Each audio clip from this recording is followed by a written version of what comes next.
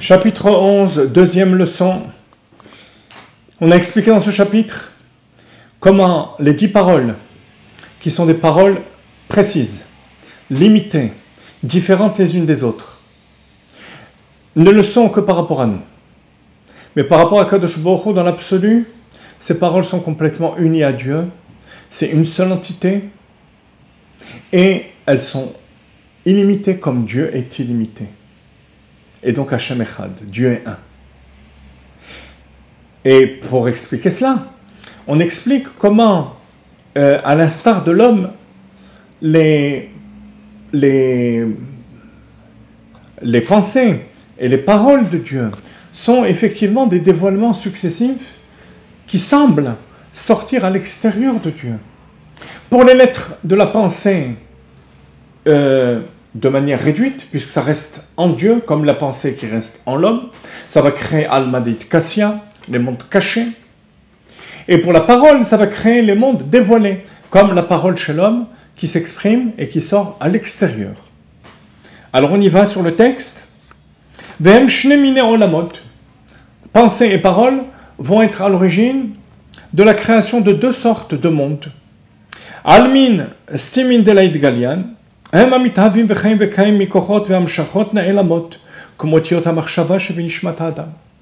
mondes cachés, comme le monde d'Atsilut, les mondes du Ensof, sont créés par les lettres de la pensée. Comme la pensée chez l'homme, qui reste en l'homme. De même, ces mondes vont rester cachés.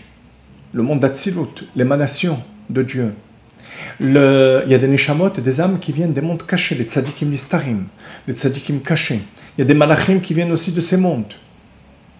Par contre, al-min dit Galian, les mondes dévoilés, comme notre monde à nous, de manière globale, c'est Bria, Yitzira, Asiya, Nivreu vechayim, pardon, mais itgalut shenitgalu kochot ve'amshachot ha'ne'elamot hanikraot b'shemotiot ha'marshava, ukshen b'frinat itgalut, le'achayot Almin dit Galian, Nikraot Beshem Amarot.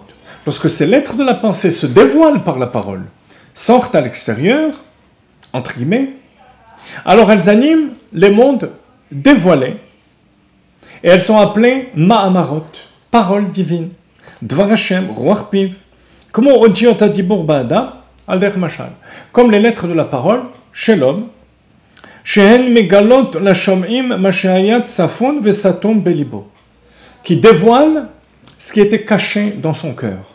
De même, les lettres de la parole vont créer les mondes dévoilés, qui semblent donc être à l'extérieur. Elles créent des mondes qui sont extérieurs à Dieu, et limités, et diverses. Malgré tout, on va l'expliquer et on va l'exprimer tout de suite avec les mots du Tanya, que ce n'est qu'une apparence par rapport à nous. Mais en fait, ces paroles restent en Dieu. Alors regardez dans le texte. Aval be'emet. D'un côté, on voit que ces paroles sont bien inférieures à toutes les autres facultés, attributs divins. Mais de l'autre côté, ces paroles sont créatrices. Comme la pensée de Dieu qui est créatrice. Le prophète dit qu'il mes pensées ne sont pas les vôtres, mes pensées à moi sont créatrices. Donc même les paroles qui sont le niveau, qui correspondent au niveau le plus bas, créent tout ce qui est dans le monde, y compris l'homme, y compris la chokhma de l'homme, y compris la chokhma d'Adam Arishon. Donc, supérieur à tout. On s'imagine bien que ces paroles ne sont pas de simples paroles, comme ce qui est le cas chez l'homme. Chez l'homme, c'est la fin de la chaîne de dévoilement. Mais chez Akadosh Baruch Hu, ces paroles sont bien plus hautes qu'on pourrait penser. Elles sont plus hautes que la notion même d'intellect, de midot. Elles sont unies à Akadosh Baruch Hu. Regardez sur le texte. Aval be'emet prinat otiot hadibur shel ma'ala. En vérité, les lettres de la parole en haut sont bien plus hautes que l'intellect des créatures, avec les mots et les lettres, faisons l'homme à notre image, Nivra Adam, Baal Chochma. Il y a un être humain qui va être créé, Adam Arishon, avec une Chochma énorme, Chochma d'Atsilut. Vesechel, ou afilu behevel ha'elyon levad. Ou bien même, ça c'est que la parole, mais il y a quelque chose d'inférieur à la parole. C'est le souffle qui anime la parole. C'est un souffle superficiel. Ne pas confondre avec le souffle profond qui crée la neshama. Comme Admorazaken développe dans le chapitre 2 du Tanya.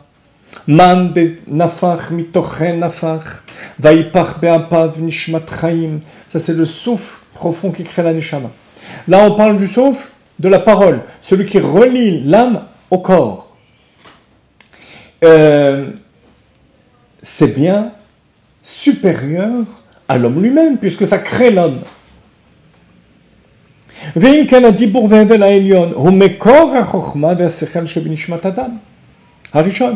Donc, cette parole divine, qui paraît tellement inférieure, c'est ce qui va créer la chokhma et le sechel, l'intelligence, de la neshama d'Adam Arishon, qui englobe toutes les neshamot. N'oublions pas qu'une neshama, c'est une partie de Dieu. Toutes les neshamot des tzadikim, qui sont plus grands que les malachim sharet, qui sont plus grands que les anges. D'où vient cette force dans la parole? Si la parole et les lettres de la parole n'étaient que des lettres, quelque chose qu'on pourrait comparer à des pierres, comme quelque chose de domaine, de minéral, ça n'aurait pas cette force créatrice. Conclusion. Ve'ainu, les fichiotion diburo yitbarech, parce que les lettres de la parole divine, הן בחינת המשכות כוחות וחיות ממידותיו יתברך המיוחדות במהותו ועצמות בתכלית הייחוד.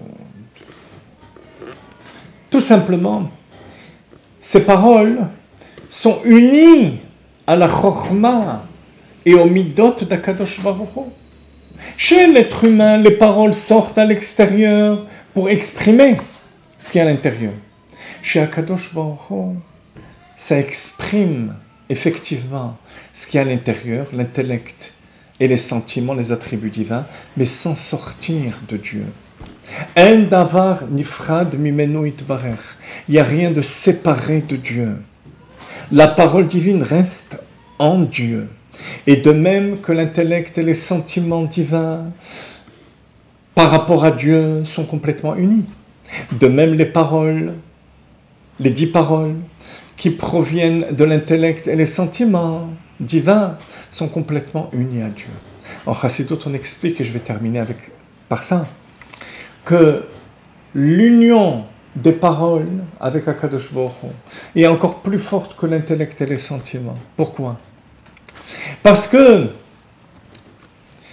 ces paroles sont complètement unies à Akadosh Baruch Hu, et malgré tout, elles ont la force de descendre à un niveau qui donne l'impression d'être séparées.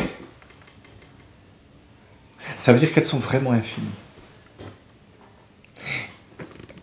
Comme le mashal connu de la neshama, la valeur de la neshama par rapport au malachim. Un ange ne peut être constamment que relié à Dieu. Malach Hashem. La neshama qui est bien plus haute, elle peut se détacher de Dieu, chas v'shalom. Elle peut tomber dans le mal, dans la klippa. Et pourtant, c'est une partie de Dieu. Et justement, comme c'est une partie de Dieu et qui est unie à Kadosh Baruch Hu, elle peut descendre dans un monde qui paraît être séparé de Dieu tout en étant unie avec Kadosh Baruch Hu.